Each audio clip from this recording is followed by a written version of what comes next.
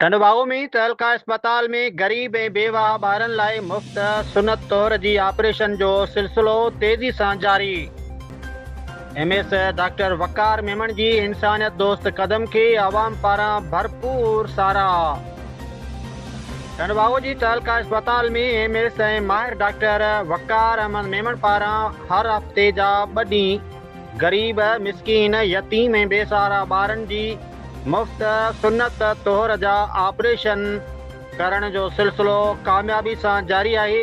हिन वक़्तु अस्पताल में ॿारनि जी वॾी रश हुजण सबबि 27 अगस्त ताईं सुनत जी मुकमल बुकिंग थी चुकी आहे। ॿारनि जे वारसनि अॻुवाटी टोकन नंबर हासिल करे वरिता आहिनि।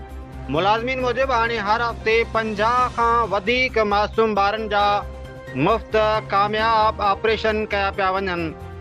इन सहूलियत मां फ़ाइदो वठण लाइ न सिर्फ़ मक़ामी पर आसपास जे मुख़्तलिफ़ शहरनि बंगरियो, गोलारची, बदीन, मलकानी शरीफ, खोसकी, शादीलाल, निदो, डेई, खडारो ऐं ॿियनि इलाइक़नि मां वॾे अंग में मासूम ॿारनि खे आंदो पियो वञे।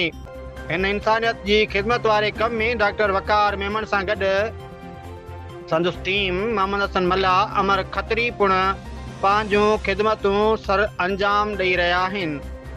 इलाइक़े जी आवाम ऐं ॿारनि जे वारसनि डॉक्टर वकार अहमद मेमण ऐं संदसि सॼे स्टाफ जी हिन मुख़लिसाना जज़्बे खे साराईंदे खेनि दिली खोले दुआऊं ॾिनियूं आहिनि। रिपोर्ट करे रहियो आहे जहांगीर मल्ला, टीम ह्यूमन राइट्स पाकिस्तान, टंडोबागो।